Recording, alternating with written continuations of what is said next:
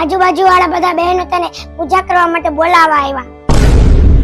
શેની પૂજા કરવા બોલાવે છે? અરે મમ્મી તું ભૂલી ગઈ હતી હું શરૂ થયું છે. એટલે હા, આજથી તો પુરુષોત્તમ મહિનો ચાલુ થયો એટલે માતાજીની પૂજા કરવા જતા હશે. હાલો મારે જવાનું છે. તો આ મહિનામાં તમે મંદિરે જઈને કોની પૂજા કરો છો?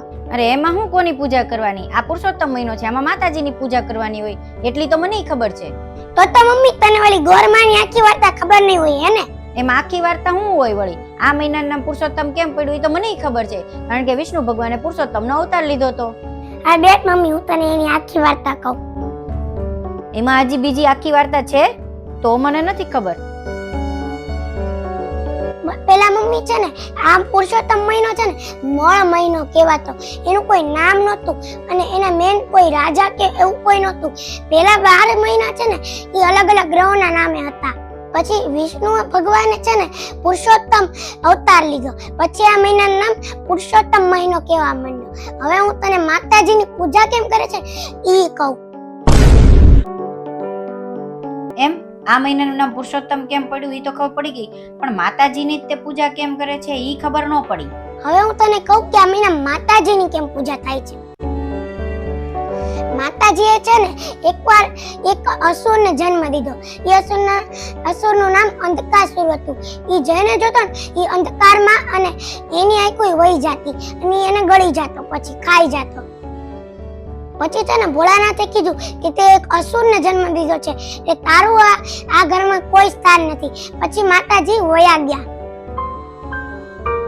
પછી છે ને પાર્વતી ભોળાનાથની પૂજા કરવા માંડ્યા અને એમાં આટલા અંદર વયા ગયા એના ધ્યાનમાં કે ઉઠતા જ નહોતા.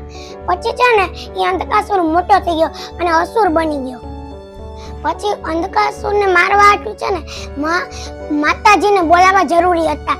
એટલે ગણપતિએ બધાએ માતાજીની પૂજા કરી અને પછી માતાજીએ મહાકાળીનો રૂપ લઈ અને ભોળાનાથની પાસે મોકલા અને પછી બેએ થઈ અંધકાસુરને માર્યો.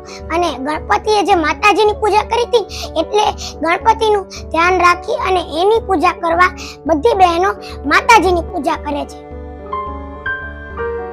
પછી છે ને હિરણ્યકશિપુ નામનો એક રાક્ષસ હતો જેને બ્રહ્માનું વરદાન હતું કે ઈ રાતે ન મળશે, દિવસે ન મરે, પશુથી ન મરે, ભગવાનથી ન મરે, બારે ન મરે, અંદરે ન મરે. એટલે એક પશુ અને ભગવાન બે મિક્સ થયા. એટલે છે ને એક નરસિંહ અવતારનો વિષ્ણુ ભગવાને અવતાર લીધો. પછી છે અને એના મહેલમાં એક દરવાજો હતો. પછી નરસિંહ અવતારે એ દરવાજાની વચ્ચોવચ્ચ હિરણ્યકશિપુને માર્યો. પછી એને એ છે ને સાંજે માર્યો હતો. એટલે દિવસે નહીં, રાતે નહીં, અંદરે નહીં, બારે નહીં, પશુએ નહીં, ભગવાને નહીં. એટલે આ મહિનાનું નામ પુરુષોત્તમ પડ્યું અને માતાજીની પૂજા કરવા માંડ્યા બધા.